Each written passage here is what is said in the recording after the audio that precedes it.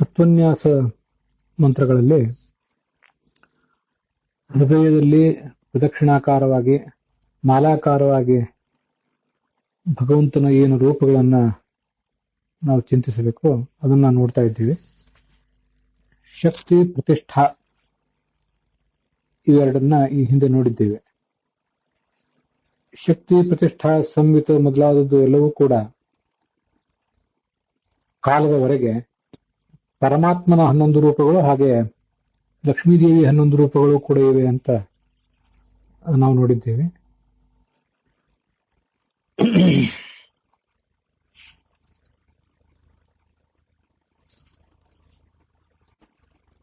ಮಹಾಲಕ್ಷ್ಮಿ ಸ್ವರೂಪಾಣಿ ವಿಷ್ಣುರಪಿ ಸ್ವರೂಪಾಣಿ ಏಕಾದಶ ವಿಧೋ ವಿದುಹು ಅಂತ ನೋಡಿದ್ದೇವೆ. ತಂತ್ರಸಾರ ಸಂಗ್ರಹಕ್ಕೆ ವ್ಯಾಸರಾಜ ಮಠದ ರಘುನಾಥ ತೀರ್ಥರು ಅನ್ನೋರು ಒಂದು ವ್ಯಾಖ್ಯಾನ ಇದೆ. ತಿರುಮಕೂಡಿಲ ನರಸೀಪುರದಲ್ಲಿ ಅವರ ಬೃಂದಾವನ ಇದೆ. ಅವರು ಈ ಶಬ್ದಗಳ ಅರ್ಥಗಳನ್ನು ಹೀಗೆ ಬರೆದಿದ್ದಾರೆ. ಶಕ್ತಿ ಅಂದ್ರೆ ಅವಷ್ಟಂಭಾವಿಹಿ, ಇನ್ನೊಬ್ಬರನ್ನ ತಡೆ ಹಿಡಿಯುವಂಥ ಶಕ್ತಿ.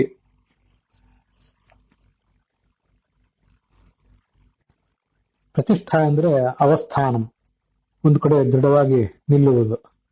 ಸಂವಿತ್ ಅಂದ್ರೆ ಅತಿ ದೃಢ ನಿಶ್ಚಯ, ದೃಢವಾದ ನಿರ್ಧಾರಕ್ಕೆ ಸಂವಿತ್ ಅಂತ ಹೇಳ್ತಾರೆ.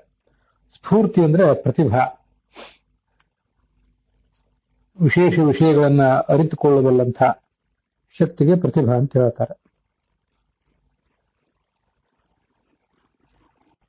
ಮುಂದೆ ಪ್ರವೃತ್ತಿ ಅಂದ್ರೆ ಇಚ್ಛಾ, ಕಲಾ ಅಂದ್ರೆ ಪ್ರಾಣಾದಿಹಿ, ಪ್ರಾಣಾದಿ ಷೋಡಶ ಕಲೆಗಳು. ವಿದ್ಯಾ ಅಂದ್ರೆ ನಿರ್ಧಾರ, ನಿಶ್ಚಯ. ಮತಿ ಅಂದ್ರೆ ಯಾವುದಾದೊಂದು ಜ್ಞಾನ. ನಿಯತಿ ಅಂಗ ಸಂಬಂಧ ನಿಯಮ.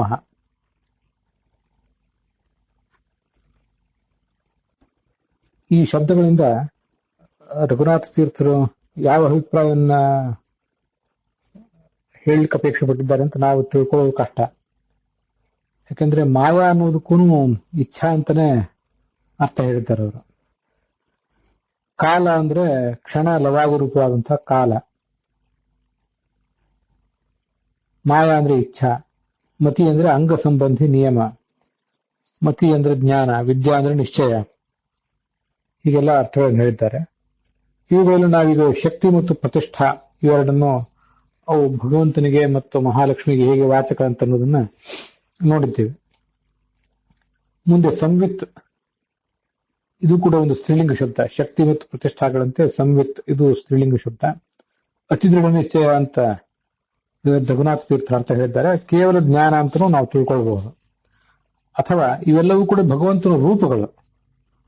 ಅದಕ್ಕೆ ನಾವು ಅರ್ಥ ಏನನ್ನೇ ಹೇಳಿದ್ರು ಕೂಡ ಆ ಹೆಸರಿನ ಒಂದು ರೂಪ ಅದು. ಲಕ್ಷ್ಮೀದೇವಿಯ ಒಂದು ರೂಪ ಮತ್ತೆ ಭಗವಂತನ ಒಂದು ರೂಪ. ಸ್ಫೂರ್ತಿ ಅಂತಂದ್ರೆ ಪ್ರತಿಭಾ, ಇದು ಕೂಡ ಸ್ತ್ರೀಲಿಂಗದಲ್ಲಿರುವಂತಹ ಶಬ್ದ.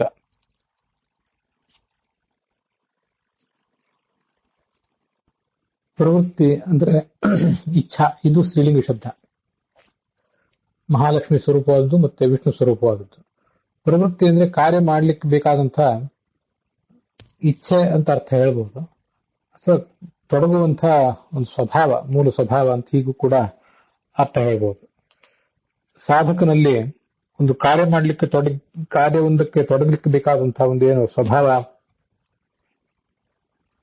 ಅಥವಾ ಕ್ರಿಯೆಯ ಆರಂಭದ ಹಂತ ಏನಿದೆ ಅದಕ್ಕೆ ಲಕ್ಷ್ಮೀದೇವಿ ಮತ್ತೆ ಪರಮಾತ್ಮ ಇಬ್ಬರೂ ಕೂಡ ನಿಯಾಮಕರಾಗಿದ್ದಾರೆ ಅಂತ ನಾವು ತಿಳ್ಕೊಳ್ಬಹುದು. ಸ್ಫೂರ್ತಿ ಅಂದ್ರೆ ಕಾರ್ಯ ಮಾಡ್ಲಿಕ್ಕೆ ಬೇಕಾದಂತಹ ಒಂದು ಇನ್ಸ್ಪಿರೇಷನ್, ಅದು ಎಲ್ಲವೂ ಲಕ್ಷ್ಮಿಯಿಂದ ಮತ್ತು ಪರಮಾತ್ಮನಿಂದ ಬರಬೇಕು. ಸಂವಿತ್ ಅಂದ್ರೆ ಅತಿ ದೃಢ ನಿಶ್ಚಯ ಅಂತ ಅರ್ಥ ಹೇಳಿದ್ದಾರೆ. ಸಂವಿತ್ ಅಂದ್ರೆ ನಾವು ಜ್ಞಾನ ಅಂತನೂ ಅರ್ಥ ಮಾಡ್ಕೊಳ್ಬಹುದು. ಮುಂದೆ ಕಲಾ, ಕಲಾ ಅಂದ್ರೆ ಪ್ರಾಣಾದಿಹಿ.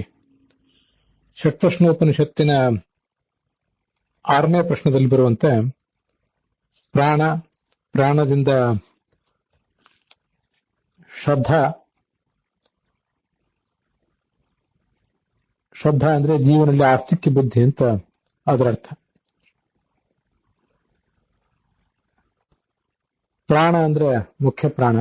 ಶ್ರದ್ಧಾ ಅಂತಂದ್ರೆ ಅವನ ಪತ್ನಿಯಾದಂತಹ ಭಾರತೀ ದೇವಿ. ಮುಂದಿನದು ಆಕಾಶ ಮತ್ತೆ ವಾಯು, ನಾಲ್ಕನೇದ್ದು ತೇಜಸ್ಸು, ಐದನೇದ್ದು ನೀರು, ಆರನೇದ್ದು ಭೂಮಿ, ಏಳನೇದ್ದು ಚಕ್ಷುರಾದಿ ಇಂದ್ರಿಯಗಳು, ಎಂಟನೇದ್ದು ಮನಸ್ಸು, ಒಂಬತ್ತನೇದ್ದು ಅನ್ನ, ಹತ್ತನೇದ್ದು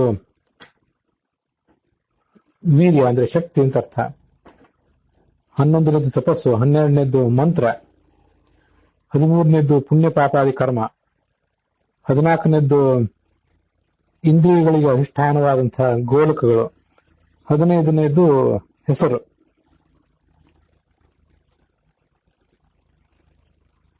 ಗೋಲಕಗಳು 15, 16ನೇದ್ದು ನಾಮ. ಮುಖ್ಯ ಪ್ರಾಣನೇ ಮೊದಲನೇವನು, ಮುಂದೆ ಆಸ್ತಿಕೆ ಬುದ್ಧಿ ಎರಡನೇವಳು ಅಂತ ಹೀಗೆಲ್ಲ ಅದರ ಅರ್ಥವನ್ನು ತಿಳ್ಕೊಳ್ಬೇಕು. ಹೀಗೆ ಕಲಾ ಪ್ರಾಣಾದಿಹಿ ಅಂತೇನು ರಘುನಾಥ ತೀರ್ಥರು ಬರೆದಿದ್ದಾರೆ. ಅದಕ್ಕೆ ಷಟ್ಪ್ರಶ್ನೋಪನಿಷತ್ನಲ್ಲಿ ಬಂದಿರುವಂತೆ ಆ 16 ಕಲೆಗಳು, ಆ ಕಲೆಗಳ ಕೆಲವು ದೇವತೆಗಳು, ಕರ್ಮಕ್ಕೆ ಅಭಿಮಾನಿ ಪುಷ್ಕರ, ನಾಮಕ್ಕೆ ಅಭಿಮಾನಿನಿ ಉಷಾದೇವಿ, ಗೋಲಕಗಳಿಗೆ ದ್ವಾದಶಾದಿತ್ಯರಲ್ಲಿ ಒಬ್ಬನಾದಂತಹ ಪರ್ಜನ್ಯ ಅಭಿಮಾನಿ, ಮಂತ್ರಕ್ಕೆ ಅಗ್ನಿಯ ಪತ್ನಿಯಾದ ಸ್ವಾಹಾದೇವಿ ಅಭಿಮಾನಿನಿ, ತಪಸ್ಸಿಗೆ ವನ್ಹಿ ಅಥವಾ ಅಗ್ನಿ ಅಭಿಮಾನಿ, ವೀರ್ಯಕ್ಕೆ ಅಭಿಮಾನಿ ವರುಣ, ಅನ್ನಕ್ಕೆ ಅಭಿಮಾನಿ ಚಂದ್ರ, ಮನಸ್ಸಿಗೆ ಅಭಿಮಾನಿಗಳು ಅನಿರುದ್ಧ, ರುದ್ರ, ಗರುಡ, ಶೇಷ, ಕಾಮ ಇವರೆಲ್ಲರೂ ಕೂಡ. ಚಕ್ಷುರಾದಿ ಇಂದ್ರಿಯಗಳಿಗೆ ಸೂರ್ಯ ಮೊದಲಾದವರು ಅನೇಕ ಜನ ಅಭಿಮಾನಿಗಳಿದ್ದಾರೆ. ತ್ವಕ್ಕಿಗೆ ಪ್ರಾಣ, ನಾಲಿಗೆಗೆ ವರುಣ, ಮೂಗಿಗೆ ಅಶ್ವಿನಿ ದೇವತೆಗಳು, ವಾಗೀಂದ್ರಿಯಕ್ಕೆ ಅಗ್ನಿ, ಕೈಗಳಿಗೆ ದಕ್ಷ, ಪಾದಗಳಿಗೆ ಜಯಂತ. ಅದನ್ನು ಮುಂದೆ ಮತ್ತೊಂದು ಬಾರಿ ನೋಡೋರಿದ್ದೇವೆ. ಗುದಕ್ಕೆ ಸೂರ್ಯ, ಗುಹ್ಯೇಂದ್ರಿಯಕ್ಕೆ ಮನು, ಆಸ್ತಿಕ ಬುದ್ಧಿಗೆ ಭಾರತೆ.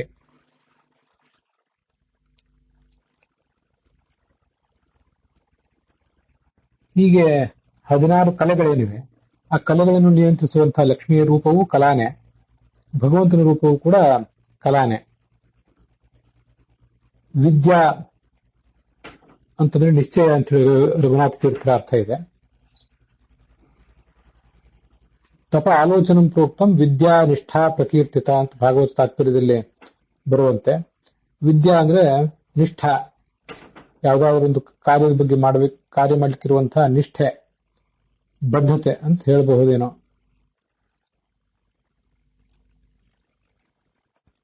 ಅದು ಭಾಗವತ ತಾತ್ಪರ್ಯದಲ್ಲಿ 3ನೇ ಸ್ಕಂದ 10ನೇ ಅಧ್ಯಾಯ 30ನೇ ಶ್ಲೋಕ.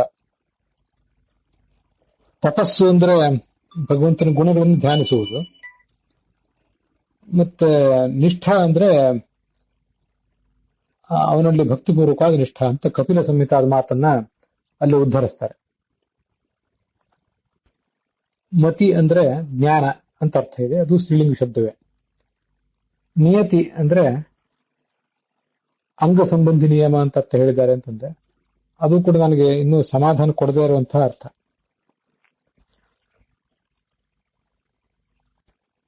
ನಿಯಮ ಅಂತ ನಾವು ಹೇಳ್ತೇವಲ್ಲ, ಯಾವ್ದಾದ್ರು ವ್ರತ ನಿಯಮಗಳನ್ನು ಆಚರಿಸುವುದು, ಕಠೋರವಾದ ವ್ರತ ನಿಯಮಗಳು, ಅದೇ ಇದ್ದಿರಬಹುದು. ಅಂಗಗಳು ಅಂದ್ರೆ ನಾವು ಮಾಡ್ಬೇಕಂತ ಅನೇಕ ಕಾರ್ಯಗಳು, ಅದರ ಕಾರ್ಯಗಳ ಅಂಗಗಳು, ಅನೇಕ ಒಂದು ಮಹಾಕಾರ್ಯ ನಾವು ತೊಡಗಿದಾಗ ಅದರ ಉಪ ಅಂಗಗಳೇನಿರ್ತವೆ, ಅಂಗದ ಕುರಿತಾಗಿ ನಿಯಮ, ವ್ರತ ನಿಯಮಗಳನ್ನ ನಿಯತಿ ಅಂತ ಹೇಳಬಹುದೇನೋ. ಅದು ಸ್ತ್ರೀಲಿಂಗದಲ್ಲಿದೆ. ಮುಂದೆ ಮಾಯಾ ಅಂತ ಹೇಳಿ, ಮಾಯಾ ಅನ್ನೋ ಶಬ್ದಕ್ಕೆ ಇಚ್ಛಾ ಅಂತ ರಘುನಾಥ ತೀರ್ಥರ ಅರ್ಥ ಹೇಳಿದ್ದಾರೆ. ಅದು ಕೂಡ ಸ್ತ್ರೀಲಿಂಗದಲ್ಲಿರುವಂತಹ ಶಬ್ದನೇ. ಮಾಯಾ ಅನ್ನೋ ಶಬ್ದಕ್ಕೆ ಲಕ್ಷ್ಮೀದೇವಿಯ ಕುರಿತಾಗಿಯೂ ಮತ್ತೆ ಪರಮಾತ್ಮನ ಕುರಿತಾಗಿಯೂ ಅನೇಕ ಅರ್ಥಗಳಿವೆ. ಅವುಗಳನ್ನ ಈ ಮುಂದಿನಂತೆ ನೋಡೋಣ.